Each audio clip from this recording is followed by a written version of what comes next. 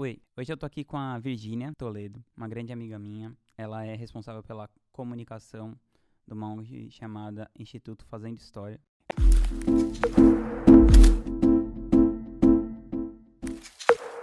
Eu conheci esse instituto, eu acho que o trabalho deles é incrível e me tocou no sentido deles fazerem um trabalho que não é aquela coisa clara, assim, com crianças, assim, mas que às vezes a gente fica focado só naquela coisa, naquela dor aguda, assim, né? Aquela dor mais urgente, mais gritante. Que, claro, se você for pensar, tem coisas mais urgentes. Mas eu acho que eles tocam numa coisa muito sutil que traz muito a nossa humanidade, de quem olha para aquilo, de quem pensa um segundo, assim, um minuto sobre o que isso significa. E eu queria assim, né, claro, que como toda coisa em ONG, assim, é aquele esquema que eu sei que ela oficialmente faz isso, mas eu vejo que na prática, o pouco que eu acompanho ali de perto, ela faz muito, muito mais que isso. E eu queria que você contasse um pouquinho de como surgiu essa ideia, essa coisa de você trabalhar no terceiro setor, que você contasse um pouquinho da sua história e um pouquinho sobre o trabalho da ONG.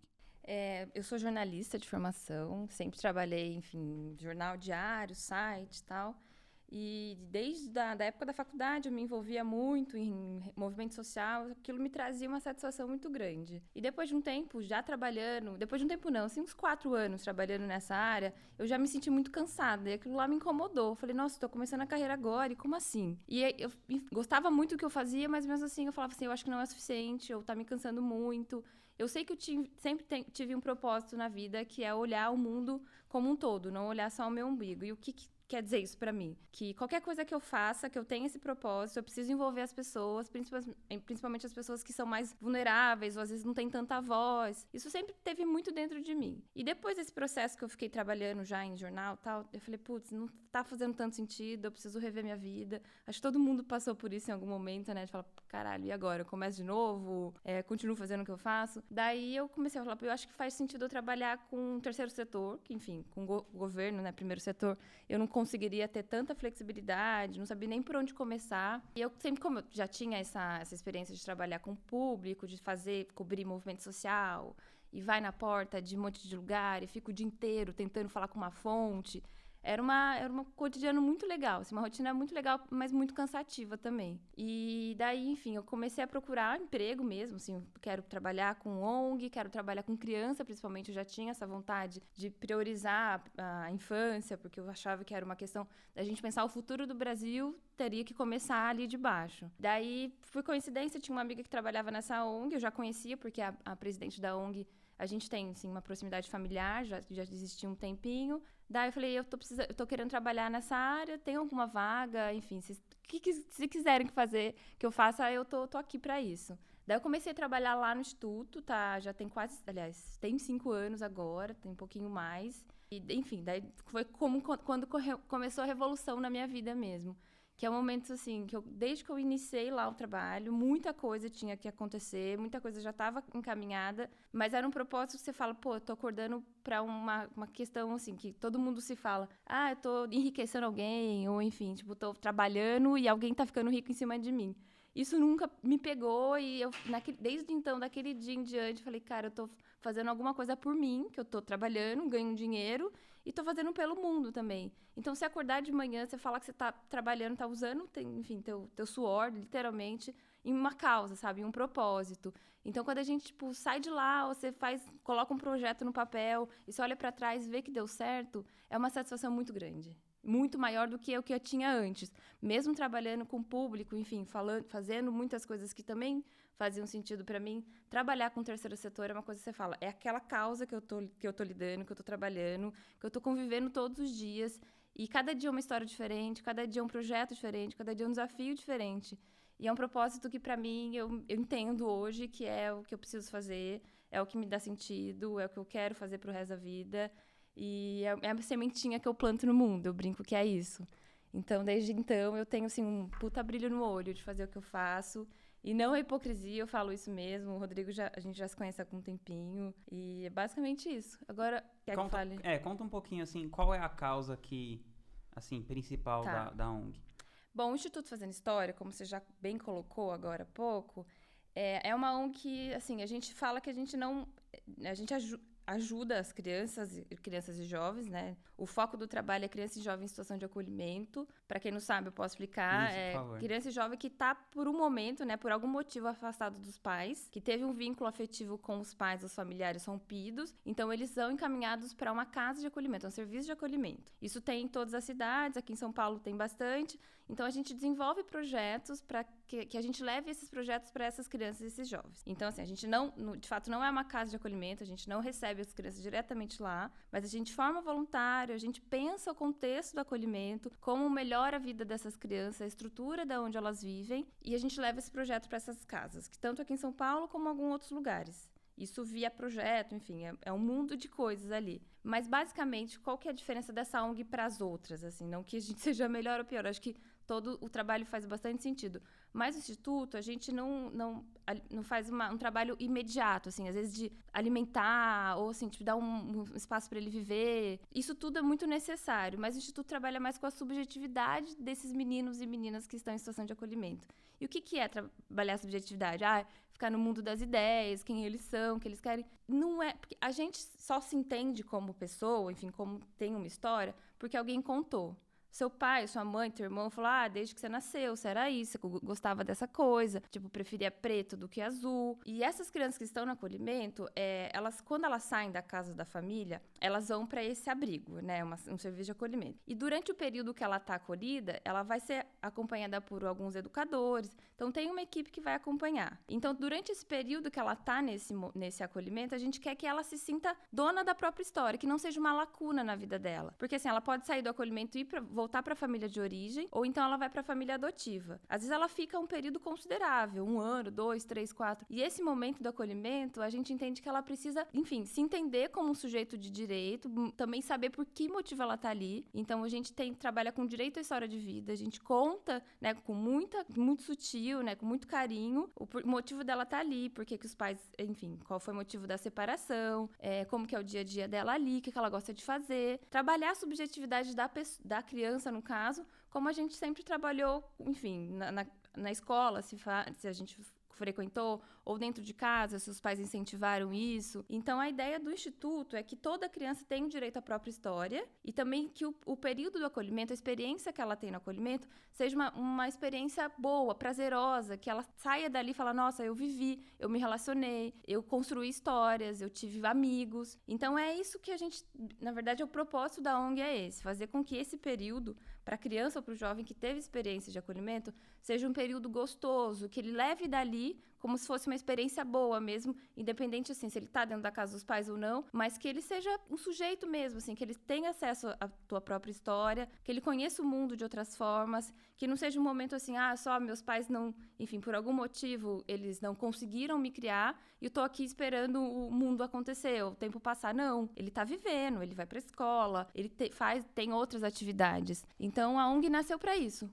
E ela, desde lá de trás, as fundadoras pensaram o contexto do acolhimento, como que as crianças saía da casa dos pais, o juiz determinava que tivesse esse vínculo rompido, para onde elas iam, com quem que elas viviam. Esse período fazia diferença na vida delas, então elas voltaram, né, toda a energia delas para isso, pensaram o que faria sentido.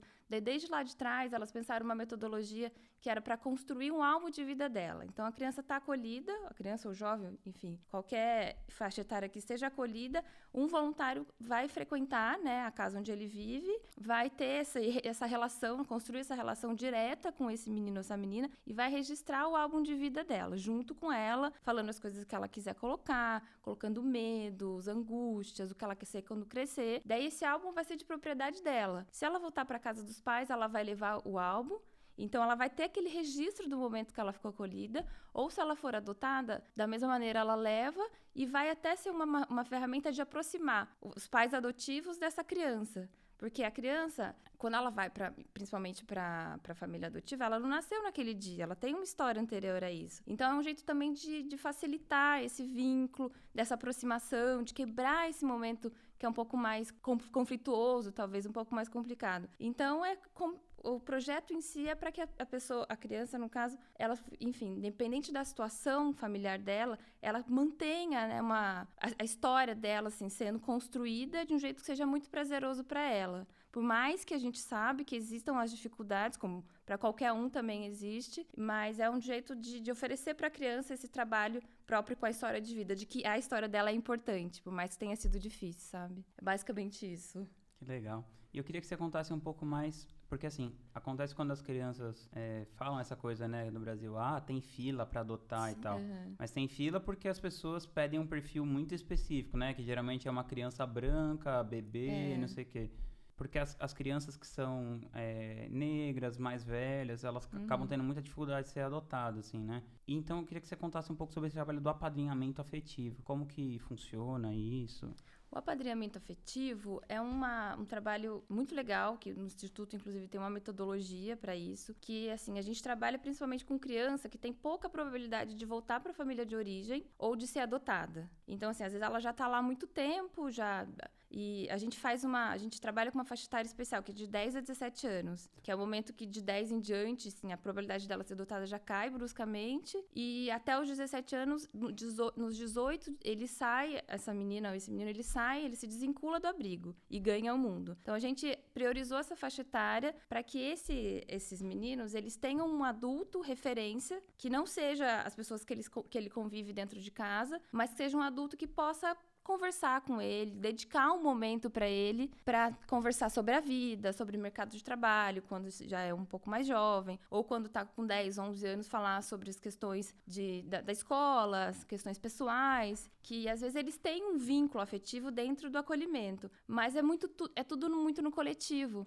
Todo mundo às vezes acorda no mesmo horário, às vezes vai para a escola junto. Então, o momento desse vínculo com o padrinho, e esse padrinho é um trabalho voluntário, então são pessoas comuns que se formam voluntários e vão trabalhar com esses meninos e as meninas. E a gente fala que é mais do que um trabalho voluntário, é um projeto de vida mesmo. Você vai se dedicar, você vai se envolver afetivamente. É um momento que você tem que falar, putz, estou preparado, vou me dedicar a isso. Vai ser uma questão de troca mesmo, sabe? Não é só você vai lá ensinar um monte de coisa pro menino, mas você também vai receber muito isso. Então, a gente tem relatos hoje dos voluntários que estão com a gente. Enfim, a gente está formando bastante, mas de que muda a vida, assim. É um start que fala, nossa, agora faz tudo sentido mesmo. Você está construindo uma relação que, assim, é absolutamente despretensiosa. Na questão de, eu tô aqui porque eu quero fazer essa troca. E, às vezes, você acaba aprendendo mais do que a criança ou o jovem, entendeu? Então, é uma coisa muito bonita, assim. Eu falo, sou bem suspeita, mas é muito prazeroso de ouvir essas histórias, de acompanhar.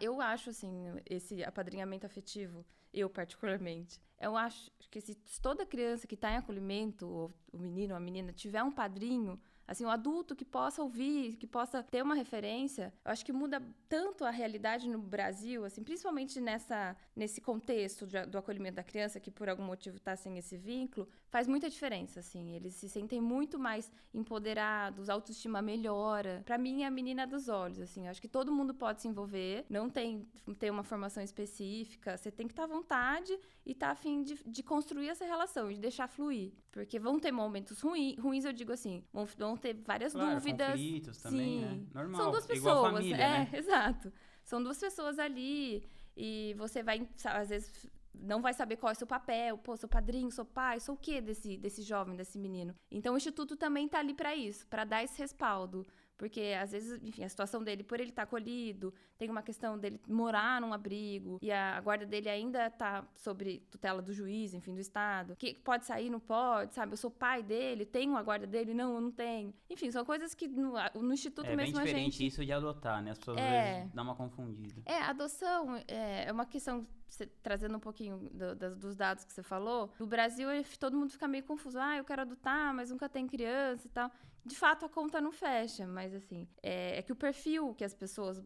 assim, a maior parte deles, eles procuram bebê, às vezes assim, no máximo 3, 4 anos, menina, sem irmãos, sem doença congênita, enfim, são critérios que vai afunilando. E as pessoas, os meninos que estão para ser adotados, a maioria das vezes não tem esse perfil. Então fala, nossa, mas faz anos que eu tô na fila da adoção. Então a gente tem que começar a entender que tudo bem, é super válido você querer adotar, é muito legítimo. Mas você tem que olhar o outro lado também. Quem são essas crianças que estão para adoção, sabe? Qual que é o perfil delas? Então, eu acho que tem que fazer... É uma via de mão dupla, assim. Você alimentar esse desejo de adotar por qualquer motivo que seja, mas olhar qual é a realidade dessas crianças também, porque não são todas as crianças que estão acolhidas, né, que vivem no acolhimento, que estão para adoção. Então, isso também é para quebrar um pouco o tabu, sabe? Tá todo mundo lá acolhido esperando para ser adotado. Não. Às vezes elas estão esperando para voltar para a família de origem, às vezes elas estão esperando para...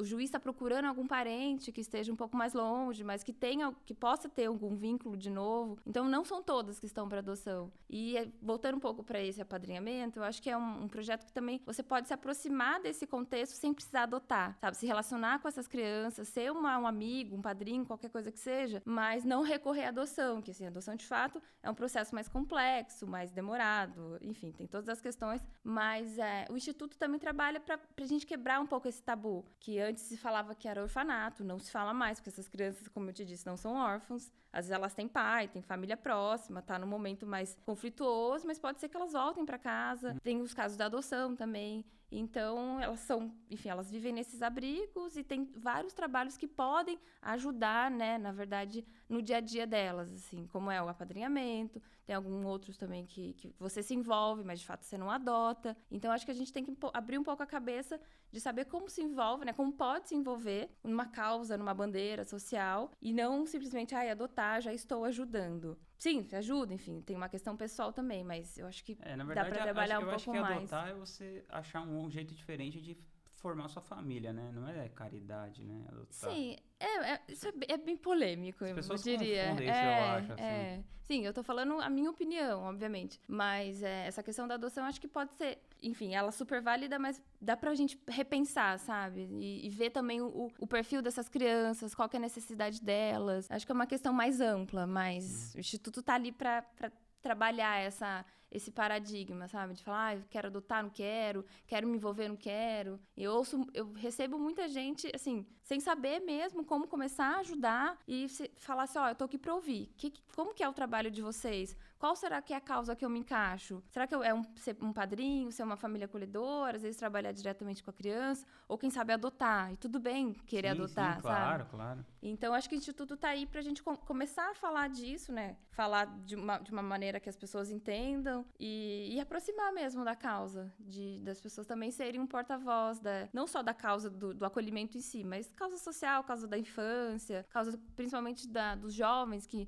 Nesse caso, por exemplo, os jovens que estão perto de ser desacolhidos, com 18 anos, eles têm que sair de fato do abrigo. Uhum. Como que a gente pode ajudar? Sendo um padrinho? Enfim, são N questões que dá para trabalhar. E o Instituto está, enfim, desde o nascimento dele lá, já tem 15 anos que o Instituto Fazendo História nasceu. A gente está trabalhando nessa causa, conversando com as pessoas, tentando chegar em mais gente para familiarizar mais um pouquinho com esse contexto.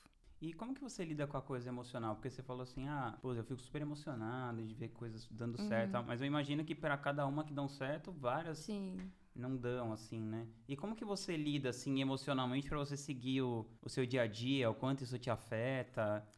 Eu não lido diretamente com as crianças. Aliás, Sim. lido Mas indiretamente, com as histórias, né? Sim, histórias a gente sabe, a gente tem acesso a elas, a gente, enfim. O Instituto chama Instituto Fazendo História exatamente por isso.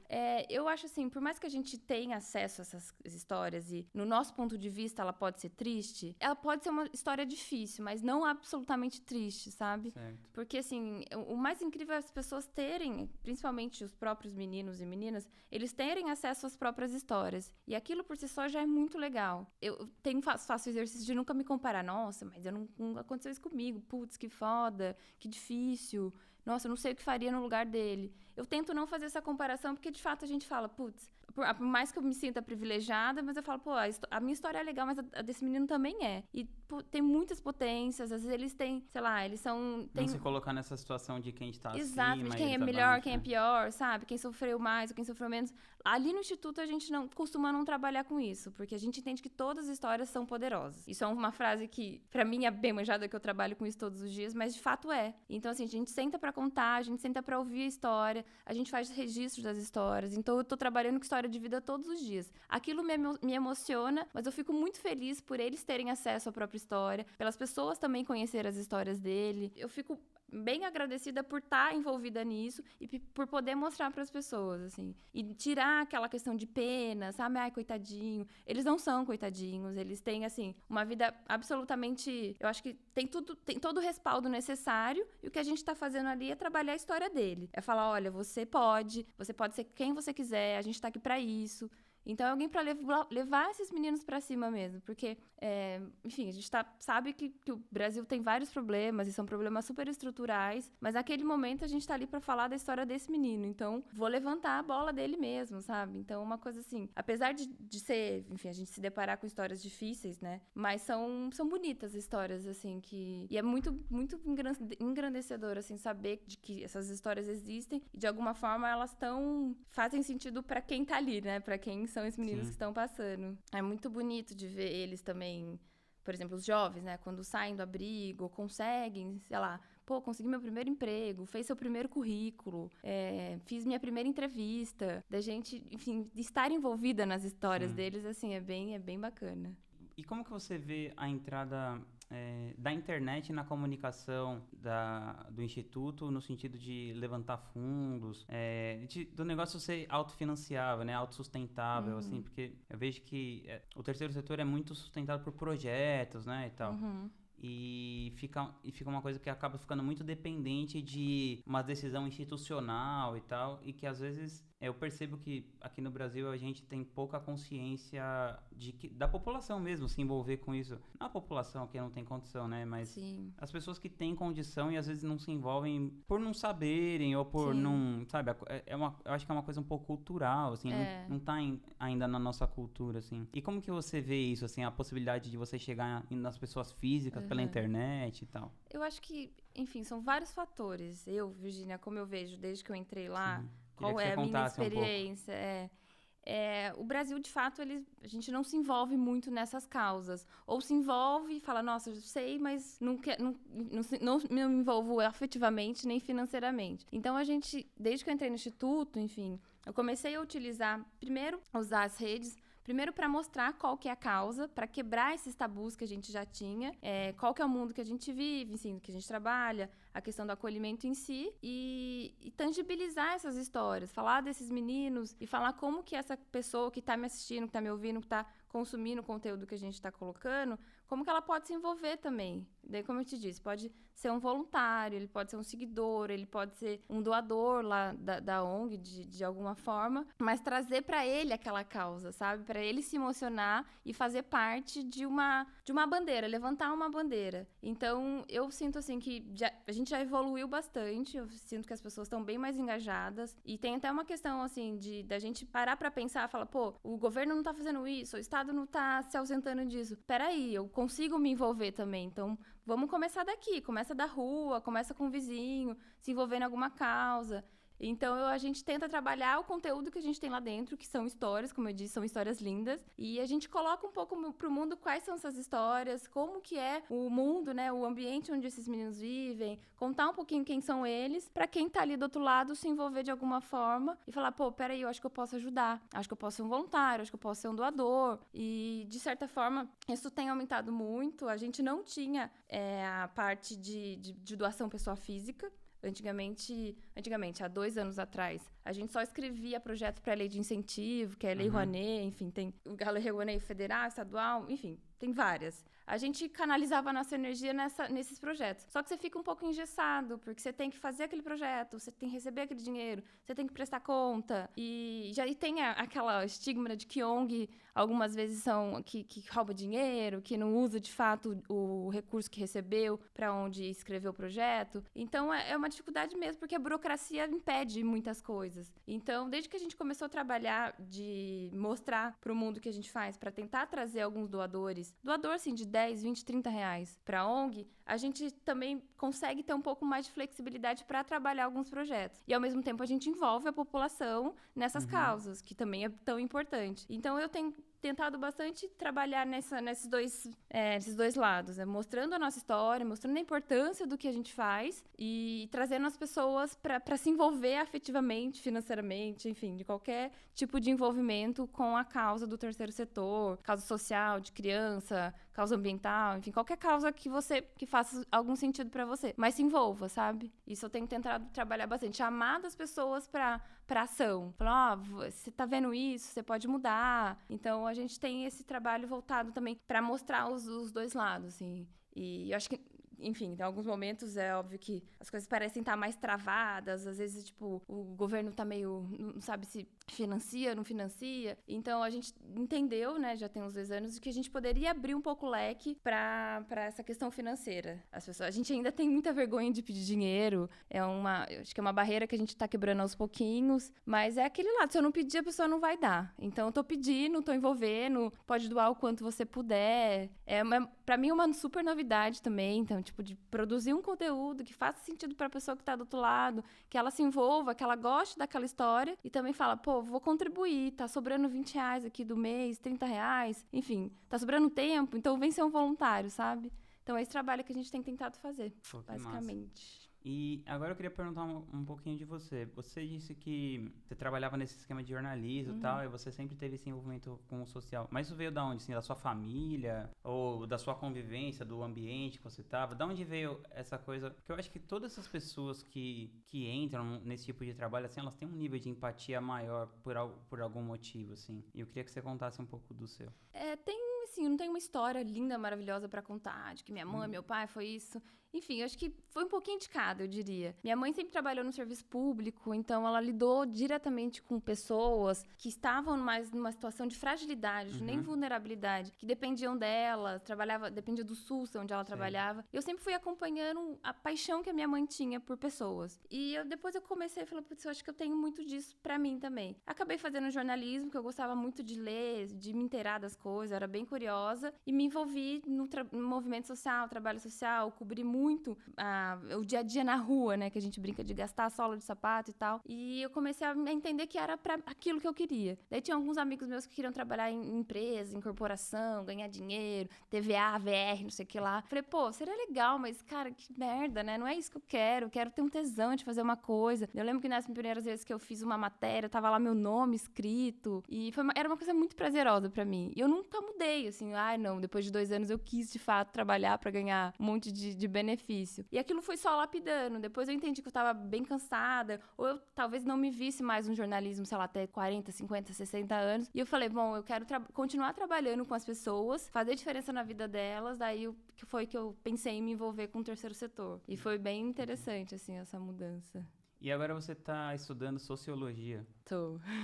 E aí, por que você... E como que surgiu isso? Por que você decidiu? Então, desde quando eu prestei a faculdade de jornalismo, eu já queria ter feito ciências sociais na época. Daí eu lembro que me falaram, não, mas imagina, você vai ser professor, vai ter uma vida indigna, não sei o quê, vai ser uma correria. Daí deixei na gavetinha, um sonho da minha vida. Daí, enfim, fiz jornalismo, já trabalhei com tudo isso que eu comentei um pouquinho. E daí, enfim, tem 4 anos, assim que eu entrei na ONG, inclusive. Esse lance do social foi me aflorando tanto que eu falei, putz, já tô fazendo algumas coisas, mas acho que eu preciso fazer mais ainda. E eu sempre fui muito de querer saber o motivo das coisas, sabe? Por que a sociedade brasileira é assim? Por que a estrutura da sociedade não muda? A gente tá aqui lutando e não... A gente parece que tá só, sabe, apagando fogo e tal. Daí eu falei, pô, quero estudar então, porque a sociedade brasileira é assim. Daí comecei a fazer sociologia, já tô no último ano, enfim, tô quase terminando. E não que, sei lá, hoje eu saio uma sociólogo entendendo da sociedade brasileira, isso é óbvio. Tudo que eu começo a entender, vem uma coisa que desconstrói tudo. Mas eu acho que assim, a gente tem um respaldo maior por que a gente é assim, sabe? Não do porquê está assim. Mas do social, por exemplo, sabe? Isso faz bastante sentido pra mim no dia a dia, de construir, de saber porque, assim, tem essa dificuldade das pessoas se envolverem com o social. Acho que são pequenos detalhes que fazem diferença, não só pra minha vida, como no trabalho diário em terceiro setor, lidando com criança e jovem e tal. Mas pra tudo que eu olho hoje, eu quero entender o por trás das coisas, sabe? Por que a gente veste calça jeans? Por que, sei lá, eu gasto dinheiro com tal coisa? Por que existe o consumo? Enfim, são sutilezas da vida que eu acho que a sociologia, ela não vai te responder nada, ela não vai trazer nada de resposta. Mas você vai entender mais as perguntas, assim, sabe? Você fazer a pergunta com mais, eu acho que mais curiosidade, eu diria assim. Tipo, eu não me vejo a pessoa, sabe? Eu não sou uma acadêmica de entender o motivo das coisas, mas por eu ser muito curiosa, eu quis entender qual que é a estrutura, por que que isso chegou nesse ponto, sabe? Então, bom, tá aí, tô quase terminando a sociologia. Por enquanto, vou guardar o diploma mesmo, não vai fazer tanta diferença na minha vida, mas como bagagem cultural, assim, eu digo que eu sou mais, sei lá, me fez bastante diferença exatamente por isso, sabe? Pra eu me entender um pouco nesse mundo. Não, como eu disse, não respondeu as minhas perguntas, mas eu acho que eu fiz novas perguntas agora. Você tem alguma recomendação de leitura para uma pessoa que quer entender isso, assim, de uma maneira ainda que geral, assim? De leitura sociológica? Tipo, por que as coisas são como estão e tudo? Tenho lido alguns livros sobre o feminismo, que é uma coisa que eu me vi envolvida e tal. Sim. E o último que eu li foi da Bell Hooks, eu não vou lembrar o nome, mas depois vocês podem buscar aí. Enfim, todos os livros dela são muito legais. E eu gosto muito de Depois a gente aperta o Google aqui, você vê o nome e a gente cola a capa aqui. Qualquer um delas vai ser muito legal. E tem um livro que me marcou muito, que é da Virginia Woolf, que chama Um Teto Todo Seu, que é também um pouco desse movimento feminista, enfim, que tá bem forte hoje, mas apesar do livro ter sido escrito há muito tempo, ela fala da questão de ter um espaço só para ela, que se ela estava na cozinha, era mulher, era mãe, enfim, eram multitarefas, de ter um momento que ela pudesse ser ela mesma, sabe? Escrever o que ela queria, colocar um pouco os pensamentos dela num papel. Era uma coisa meio simbólica mesmo, sabe? De ter um teto. Todo mundo tem, enfim, um quarto. Mas pra época dela, era uma coisa, tipo, absurdamente pra frente, sabe? E, bom, enfim, Virginia Woolf vocês podem procurar também, que é uma escritora, apesar de ser super tradicional, é muito legal. Teve algum hábito que você implementou na sua vida, que você adquiriu, que fez alguma mudança radical, assim, na sua qualidade de vida? Teve, mas não foi por um motivo muito legal. Bom, enfim, eu não tenho problema nenhum em falar sobre isso, mas tá fazendo 2 anos agora, em 2019. Eu descobri um câncer de mama em 2017. E foi um lance, assim, de falar, ixi, e agora? Por que comigo? Porque agora, enfim, todas essas perguntas que todo mundo se faz quando a gente se depara com um problema desse tamanho. E eu enfrentei, enfim, confesso que não foi fácil, mas eu entendi que eu precisava enfrentar aquilo, eu precisava ser forte para enfrentar aquilo. Porque eu tinha uma questão comigo, Rodrigo, que tudo bem eu ser forte para enfrentar aquilo, mas eu via as pessoas ao meu redor, elas também estavam sofrendo. Então era uma questão, tipo, de eu enfrentar esse problema para também aliviar a dor delas, sabe? É uma questão que foi meio coletiva, assim, parece que eu fiquei doente e todo mundo ficou junto. Então eu não tive outra opção. Falei, o que é pra fazer? Vamos tratar? Vamos. E desde então, eu tenho pra mim, assim, cada manhã que eu acordo, né, vou colocar o pé pra fora da cama, eu preciso ter um propósito. Eu já tenho um propósito no trabalho, que de fato me satisfaz bastante, mas um propósito pra eu passar o dia e na hora de dormir eu falar, nossa, acho que eu cumpri com o que eu tinha prometido, sabe? Então, foi nesse processo, assim, da descoberta da doença, de questionar por que comigo, não com o vizinho, não por que com a minha mãe. Também ela sempre falava, ai, meu Deus, por que com você? Enfim, tenho mais idade e tal. Eu falei, não, isso é meu, é minha história, entendeu? Vai ser minha pra sempre, deixa comigo. Daí eu enfrentei em tudo, passei por um processo também, fiz radioterapia, foram quase 4 meses, assim, intensos na vida. Me dava um desânimo, às vezes eu falo, putz, e agora? Como é que eu vou ter de bom nesse dia pra dormir, assim, com algum propósito, sabe? Então é uma redescoberta muito grande, desde lá até hoje, enfim, eu acho que vai ser pra sempre isso agora. De eu acordar e ter um propósito, fazer o bem, escrever uma carta pra alguém, mandar uma mensagem falando que ama. E uma das coisas eu falo assim, 2 coisas que eu não economizo mais. Elogio, que assim, eu nunca vou guardar, e falar que eu amo as pessoas. Isso eu nunca vou deixar de falar. Se realmente eu amar, ela vai ouvir assim, tipo, 300 vezes o quanto eu amo. Então foi sei lá, eu acredito que tenha sido uma lição, de fato, porque eu tava com 29 anos e todos os médicos falavam, nossa, tipo, eu chegava num consultório, nossa, mas você é muito nova. Eu fui fazer radioterapia, eu lembro que foi engraçado. Eu ia com a minha mãe, a gente se aproximava lá do atendente, todo mundo ia em cima da minha mãe, achando ela que ia ser que ia tratar. Daí minha mãe falava, não, é minha filha e tal. E eu tive que ver aquilo assim, tipo, tirar dessa dificuldade alguma certa alegria. E desde então eu coloquei alguns propósitos também pra eu ter isso comigo, né? Tá marcado, tá registrado na minha história. Mas eu falava, putz, é que do jeito que a gente entra, não é o jeito que a gente sai. E desde que eu saí até então, eu tenho essa lição comigo, sabe? De fazer uma diferencinha que seja na vida das pessoas e dormir tranquila. Porque eu consigo fazer planos pro futuro, consigo pensar e tal. Mas eu acho que o hoje, né? O presente ainda é bem importante, depois de ter passado por tudo isso. Querida, falando nisso de fazer uma diferença, como que as pessoas podem conhecer o Instituto se elas quiserem ajudar, por exemplo, financeiramente, que é uma coisa que às vezes a pessoa não tem 10 horas da vida dela pra doar, mas ela tem R$10, sabe? Como que ela pode entender como que funciona o trabalho, assim, por que caminho, assim? Tem as nossas redes sociais que estão lá, enfim, eu tento deixar, assim, fazer com que as pessoas entrem e já minimamente entendam qual que é o contexto do nosso trabalho, o que a gente faz, qual que é o nosso propósito. A gente vai deixar o link aqui embaixo. Por favor, deixa o link, se vocês quiserem entrar. Sou eu que respondo, inclusive, é então, meio vocês fazer vão falar tudo. com ela. Eu faço absolutamente tudo. E, enfim, as pessoas conhecendo um pouco mais qual que é a causa, se envolvendo um pouco mais, tem como você se tornar voluntário, né? Tem 3 principais programas que estão lá nas redes também, se tiverem interesse. Legal. E de outra forma, que é de se envolver financeiramente, você pode doar a partir de R$10 mensais. Você pode doar para o Instituto, né, para a gente manter a ONG, manter nossos projetos, mas tem outro caminho também que é ser um padrinho afetivo, aliás, padrinho financeiro, nesse caso, que você doa um valor mensal e a gente dá esse dinheiro, exatamente esse valor, para um jovem que está em um dos projetos da ONG, que é o jovem quando está já se desligando do acolhimento. Então, a gente oferece um dinheiro para esse jovem, é uma bolsa que a gente chama, ele vai usar esse dinheiro conscientemente, porque ele vai ter o apoio de uma técnica do Instituto, para entender qual que é o valor das coisas, se ele quer guardar para um curso de inglês ou ele quer guardar para o futuro. Então, é um uso consciente desse dinheiro que o doador vai estar passando para esse jovem. Bom, esse é o apadrinhamento financeiro e são 3 níveis, na verdade, né? Porque o jovem, ele entra nesse projeto com 16 e sai com 18. São 3 anos. Então, são várias bolsas, né? Dependendo da idade desse jovem, ele recebe um valor. Então, a pessoa que quiser se envolver financeiramente pode optar por um desses valores que também tá tudo no site.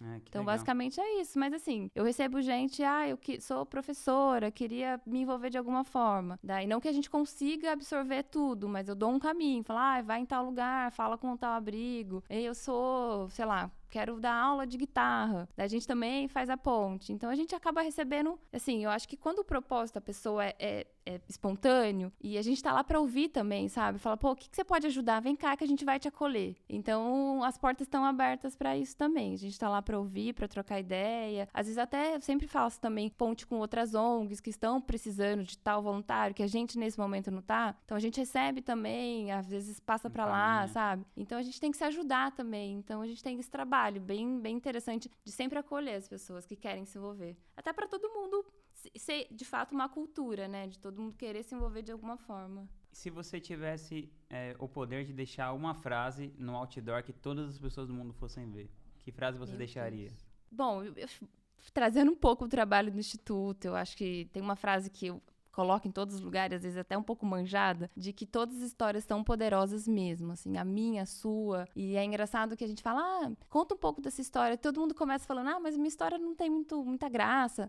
Mas tem, assim, então tem detalhes, assim, que falam, nossa, que foda. E a história que você é, tipo, você é a pessoa hoje, você construiu o ser humano que você é hoje por meio dessa história, que foi, enfim, envolveu outras pessoas, envolveu vários caminhos, várias escolhas, mas que história bonita, cada um tem a sua, sabe? Uma coisa muito legal ainda. E no Instituto, assim, a todo momento a gente enfatiza que as histórias são poderosas. Virginia, adorei ter você aqui. Obrigada. Gostei muito, essa história é muito bonita e a do Instituto também. Vou deixar todos os links aqui e quero que você volte aqui mais vezes. Com certeza. Tá, Obrigada pelo convite, Adorei. Rodrigo.